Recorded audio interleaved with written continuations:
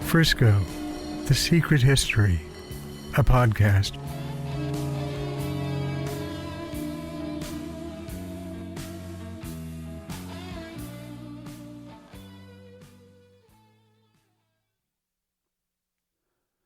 Welcome to the Frisco, The Secret History podcast. I'm your host, Knox Bronson. I have a great episode for you today about San Francisco's gambling king of the 30s and 40s, Bones Remmer, with a sidebar on Jack Ruby, Lee Harvey Oswald's assassin. As I researched this episode, it became apparent to me that we have to discuss the presence of the Mafia, or La Cosa Nostra, in San Francisco.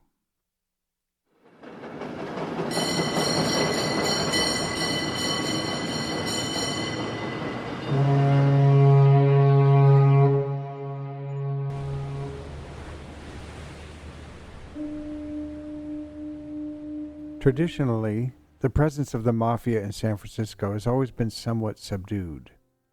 That's the way they wanted it. The exception might be in the 4-year turf war that began in 1928 and ended with Frank Lanza establishing control over the rackets in San Francisco's North Beach neighborhood, also known as Little Italy. Francesco Lanza, born in Castelbuono, Sicily, in 1873, emigrated to New York City in the early 1900s. He arrived in San Francisco during World War I when he was 40 years old. Between the two world wars, the population of Little Italy would peak at around 60,000 Italians in the tiny area, comprised of Telegraph Hill, Fisherman's Wharf, and North Beach proper, starting at the base of Columbus Avenue out to the bay at the northern tip. It was one of the largest Italian immigrant communities in the United States. Of San Francisco's many microclimates, Little Italy's was one of the sunniest and warmest. The tiny area supported 5 Italian-language newspapers, cafes, saloons, and restaurants, bakeries, delicatessens, retail stores, food processing companies, cheese, chocolate, and pasta makers. The air was filled with the smell of espresso, freshly baked bread, and Italian cooking. Little Italy was a working-class neighborhood with an almost self-enclosed economy that was fiercely self-reliant, from the Italian-dominated building trades to APG&E's Bank of America, which lent money to low-income immigrant families and small businesses based on their reputation within the community. The bank was crucial in rebuilding the area after the devastation of the 1906 earthquake and fire, and then sustaining local businesses through the economic turbulence of the 1920s and 30s. Sicilian crabbers sailed out through the Golden Gate daily on motor-powered boats to the Farallon Islands to set their ring nets for crab at dawn, returning late in the afternoon or early evening with their catches in time for the restaurants and markets. Fishermen trawled and trolled for salmon, rockfish, sole, cod, and flounder. Italians from the northeast region of Italy dominated truck farming on the outskirts of the city, bringing fresh produce to sell in the city's markets. During Prohibition, a fair amount of alcohol came in through the North Beach docks, and there were speakeasies in the nearby infamous Barbary Coast area, just south of Broadway. While not officially a part of Little Italy, a vibrant and often illicit entertainment scene thrived. The end of Prohibition in 1933 brought a wave of new bars and clubs to North Beach. Frank Lanza arrived in San Francisco during World War I at 40 years of age. Affiliated with gangsters back east, his directive was to organize the disparate criminal elements in the city. It took a while. A low-profile mafioso, he became a legal supplier of grapes to illegal winemaking operations across the U.S. during Prohibition. He wisely remained far in the background, while more conspicuous underworld figures perished in Prohibition-era gangland conflicts. He partnered with a Sicilian fisherman, Giuseppe Alioto, and together they exerted great influence over San Francisco's Fisherman's Wharf and its development. A 4-year gang war, starting in 1928, often dominated the news as Lanza made moves to remove rivals and consolidate power as the boss of San Francisco's Mafia. It began on April 28, 1928, when Alfredo Scariso killed Frisco's top crime lord, Gennaro, Handsome Jerry, Ferry, a racketeer known for blackmail and kidnapping, among other things, in his apartment. Scariso, a bootlegger, was later murdered on December 19th. His body was found with multiple gunshot wounds and dumped in the area of Fair Oaks. On December 23rd, Mario Filippi, a suspect behind the Scariso murder, was found shot to death. At the time of his death, Ferry was soon to marry gorgeous Elaine Worth, a Russian singer and actress. He was murdered just days before the wedding. There was evidence, police said, that quarrels over a woman had inspired the early sequence of shootings. The woman in question was Elaine Worth, a beautiful Russian immigrant. She seemed to attract bad boys, a number of whom also had a proclivity for getting murdered. As the Examiner reported at the time, Elaine's 3 sad romances all blossomed and died during the year's run of Easy for Zizi, a somewhat unique French farce of which she was and still is the star at the Green Street Theater in what is called the Bohemian or Latin Quarter of San Francisco. The first of the 3 to capture the heart of the lovely blonde Elaine was Jerry Ferry, a dark but prosperously dressed man who was introduced after the show with a somewhat vague description of a regular guy.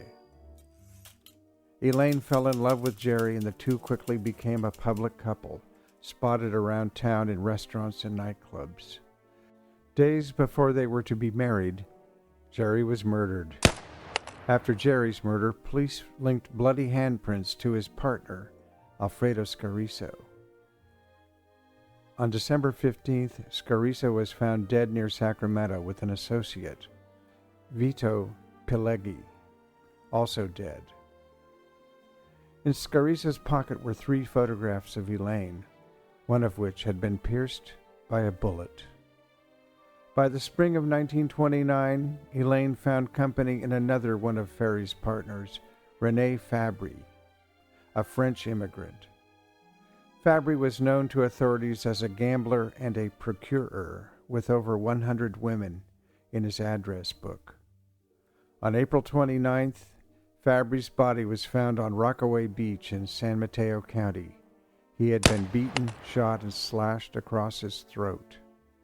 Elaine claimed later that she had had no idea that her boyfriends had been gangsters, that she was an innocent, naive to the ways of life in America in general and North Beach in particular. Of course, I do think she might qualify for the Femme Fatale Hall of Fame if there were one. We will do a bonus episode on Elaine in the future. After the Filippi murder, things calmed down for a while. At least no gangster of note was murdered in San Francisco until December of 1929, when Frank Lanza's underboss, Joseph Piazza, mysteriously disappeared. Piazza had been trying to extort Giuseppe Alioto, Lanza's partner in Fisherman's Wharf ventures. An associate of Lanza, Tony Lima, later took credit for the killing. Jumping ahead to July 30th, 1929, Frank Boca, considered to be Filippi's partner in the killing of Scariso, was found murdered in his car. The next murder was that of extortionist Gennaro Broccolo, known as Gennaro the Magnificent, as well as the Al Capone of the West, in October of 1930. The banner headline read, "Killing Exposes Black Hand Ring." Broccolo was universally loathed throughout Little Italy for his sinister extortion of local businesses. After his assassin, Ralph Esposito, was arrested, The Examiner reported that scores of local citizens visited him in the city jail to pay their respects. The final murder was that of Luigi Malvesi, shot down on May 18, 1932, while walking through North Beach. He had made a reputation as a hijacker, bootlegger, and gun-running racketeer. At this point, Frank Lanza had consolidated his power over San Francisco. Just 4 years later, on July 14, 1937, he died of natural causes.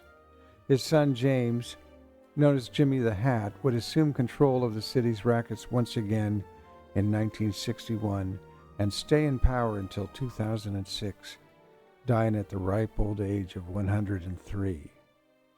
In the annals of organized crime, this is almost unheard of, and is simply one more indicator of San Francisco's unique underworld landscape. Jimmy the Hat was very close to Bones Remmer, although by 1961, when Jimmy assumed control of San Francisco, Bones had already been in prison and was no longer in the rackets. Bones had been, for many years, up to 1953, the liaison to Las Vegas interests for the Frisco La Cosa Nostra. Prior to 1937, underworld power in San Francisco was divided into three entities: the Lanza crime family, the bail bondsman McDonough brothers, and the San Francisco Police Department. Prior to the Bay Bridge opening in 1936 and the Golden Gate Bridge in 1937, most people arrived in San Francisco via ferry, from locations in Oakland, Berkeley, Vallejo, and Sausalito. The ferries carried an estimated 50 to 60 million people back and forth across the bay every year. Some ferries carried automobiles as well. San Francisco police officers were stationed at all ferry terminals on the San Francisco side of the bay. If they didn't like the look of some man coming off the ferry, if he looked a little too slick and perhaps a little too Italian, they would detain him and inquire as to his intentions for their fair city. If they didn't like his answers, if he seemed like a wise guy, they would put him on the next ferry back to Oakland. Everybody, that is, everybody who mattered and had a say in things, was on board with this protocol that protected their profits. The opening of the bridges changed everything. Then came the Atherton Report in 1937. That year, under great political pressure, the San Francisco grand jury had hired an independent investigator, Edwin Atherton, a former FBI man, to investigate San Francisco's vice in all its forms. The Atherton Report estimated that the police collected $1,325,000 a year from gambling and prostitution operations alone. That is almost $30 million in 2025 dollars. Not bad for a city with a population of 645,000. The bridges open, the city's old power structure dismantled, the city was ripe for a new boss.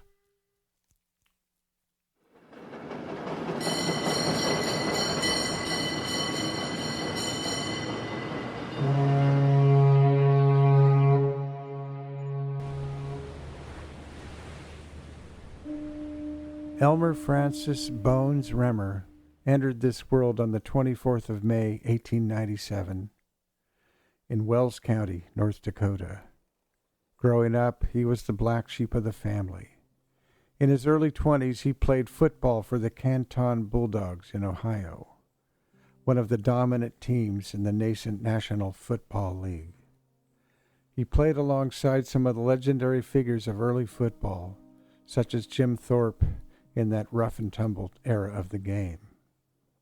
After football, he drifted west into the world of professional gambling, eventually getting hired in 1929 to run the infamous Cal Neva Lodge on the California-Nevada border at North Lake Tahoe. The next year, Remmer made national headlines when he tried, unsuccessfully, to collect a $13,000 gambling debt run up by actress Clara Bow, who had canceled the checks she wrote to cover her losses when she returned home to Hollywood. I will do a future episode about the quirky it girl of the era and her escapades. Bones never collected the money. And speaking of that, let's discuss his nickname Bones. I've read 2 different stories about where the nickname came from. The first was that the name Bones was simply an underworld joke, given his huge and ever-expanding girth. The other was his reputation as a ruthless debt collector, where deadbeats ended up as bones in the cold ground, Clara Bow notwithstanding. Bones was a large, tough man with an appetite for both power and food. As time passed, both his waistline and his ownership in the lodge increased.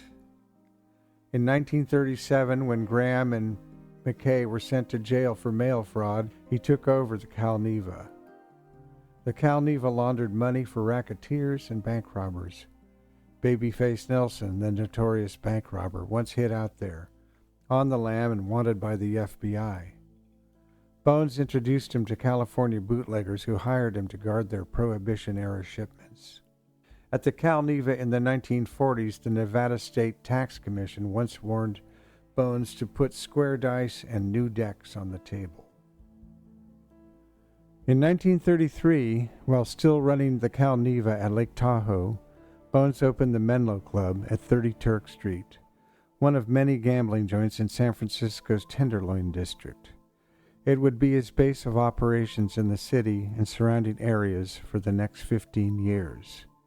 In April of 1948, after sustaining almost nonstop police raids, Bones gave up and closed the Menlo Club. He opened a new gambling joint, Bones Corner, a couple blocks away on Eddy Street. Like the Menlo Club, Bones Corner was part of the widespread, illegal but tolerated gambling scene in San Francisco's Tenderloin district. Bones controlled after-hours joints, gambling parlors, brothels, and loan sharking operations around Oakland, Emeryville, and San Francisco. In Emeryville, the mayor hung out at the townhouse bar, drinking all day long, while Bones ran the town. Apparently, Bones made stag films as well, but I cannot find much about the early porn business in San Francisco. Bones' reach extended out to Alameda and Contra Costa counties and down the peninsula. Future San Francisco District Attorney Edmund G. Brown helped Bones to incorporate his business interests in San Francisco after he had arrived in town. Later, Bones did constant battle with Brown, now District Attorney of the city, but Brown was never able to convict him of any criminal charges. As is often the case, it was the IRS who put Bones away for a couple of years in the 50s. The publicity Brown received fighting gambling in San Francisco helped him to go on to be elected as the Attorney General of California and then Governor of the state. In the early 40s, Bones moved into a beautiful mansion on Claremont Boulevard in Berkeley's exclusive neighborhood of the same name. The house is still there, just inside the massive brick pillars at the entrance to the district, across from St. Clement's Episcopal Church. In fact, the owners have just finished a beautiful renovation of both the house and the grounds out front. Bones still owned a large interest in the Calneva Club at Lake Tahoe, but he had big ideas for San Francisco, so he wanted to be down here in the Bay Area.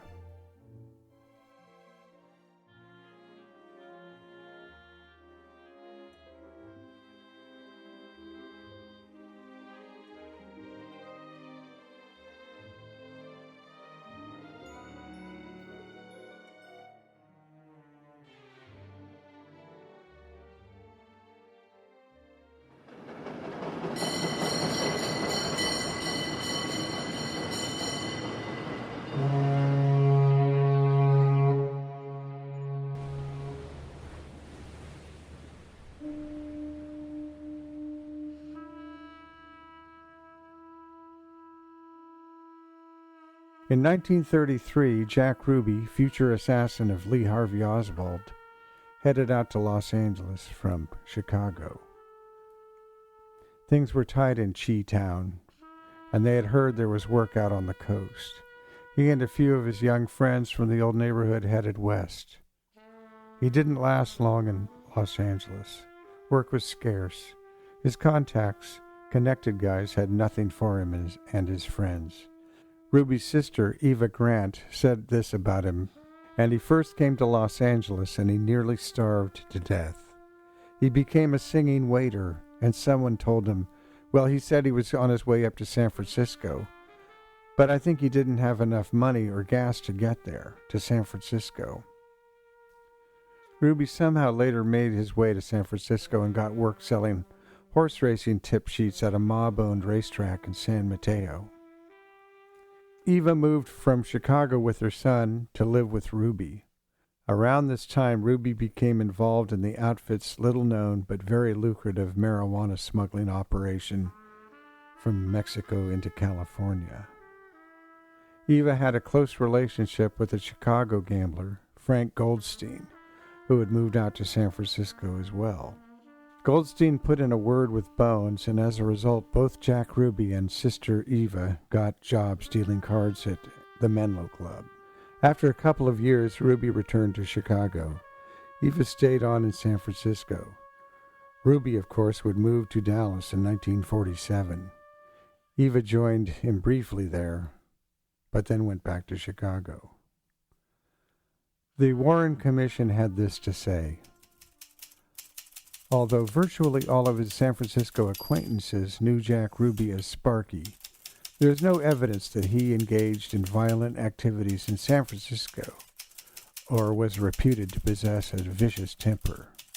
One friend, who stated that he resided with Ruby and Eva for about a year, described him as a well-mannered, likable individual who was oft-spoken and meticulous in his dress and appearance. Another friend described him as a clean-cut, honest kid, and the manager of a crew with which Ruby worked stated that he had a good reputation and appeared to be an honest, forthright person. The crew manager reported that Ruby associated with a sports crowd, some of whose members were involved in professional boxing, but not with criminals. He added that Ruby had a personal liking for law enforcement and would have wanted to become a police officer if he had been larger physically. This seems to be a whitewash, an attempt to paint Ruby as simply an everyday citizen, who, the story went, was so overcome with emotion at JFK's murder, he felt he had to kill Oswald to protect Jackie Kennedy from the pain of Oswald's eventual trial.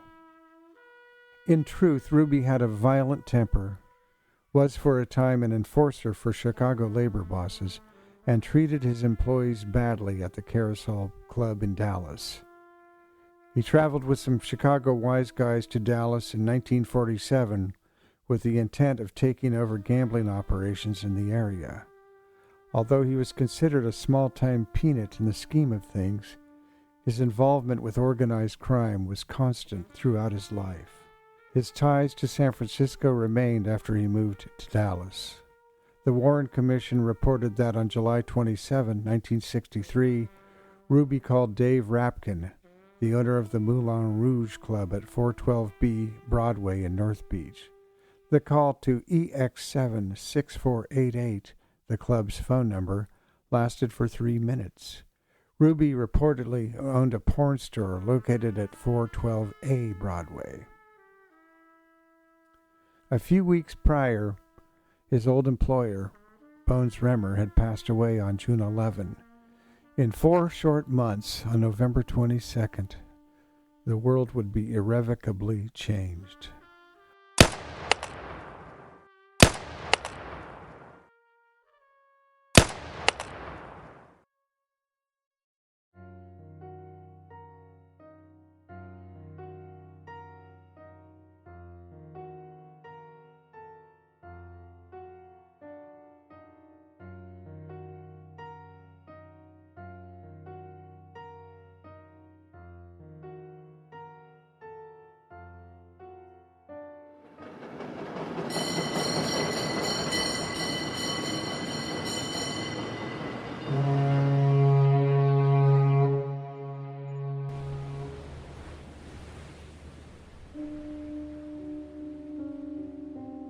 In the Bones Remmer story, Jack Ruby dealing cards at the Menlo Club is just a footnote. However, stumbling across Ruby's not insignificant connections to San Francisco in my researches for this podcast was a surprise. I've been obsessed with the assassination of John F. Kennedy for over 50 years, and this little bit of information took me down a wormhole, a vortex of players and their connections in the world beneath. Most of what I learned is not germane to Frisco, the secret history, but it certainly brought home a few things for me. Criminals are not like us. They are like sharks, always swimming toward the next score. They move around the country but remain connected. Money flows accordingly. They all know each other. James Ellroy once put it this way: everybody in the life knows everybody in the life, and they all talk. When Ruby went on trial in Dallas for killing Oswald, his old friend from Chicago, Barney Ross, testified as a character witness. Do you remember Barney Ross, war hero, boxing champ, and writer for Jimmy Tarantino's scandal sheet Hollywood Nightlife? Jimmy came to San Francisco in the mid-40s and went to work for Bones. If you haven't already, I recommend listening to the 2 Frisco episodes on Jimmy Tarantino. Easy to find at the website. I will get back to Bones Remmer shortly. This is simply part 1 of the story. He was a massive presence in San Francisco for many years.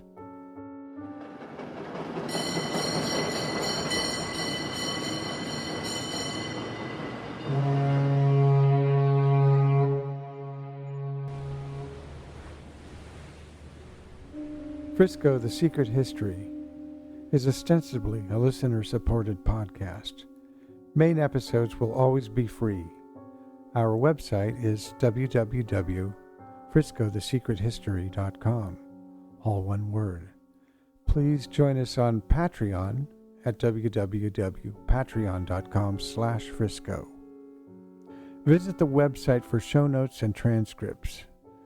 Please take advantage of our free membership option on Patreon. Paid tier members starting at as little as $1 a month will receive bonus episodes and other perks of membership. If you enjoy the podcast, please tell your friends about it, especially those who enjoy San Francisco or true crime history. Word of mouth is the absolute best means of promotion for any creative endeavor in this world of algorithms and the ceaseless barrage of ads, notifications, and appeals on every digital platform. If you are aware of some particular aspect of San Francisco history in the 30s and 40s you would like me to research, or have a story to tell, please let me know. If you are an expert in some aspect of that same era and would like to share that expertise on the podcast, also please let me know.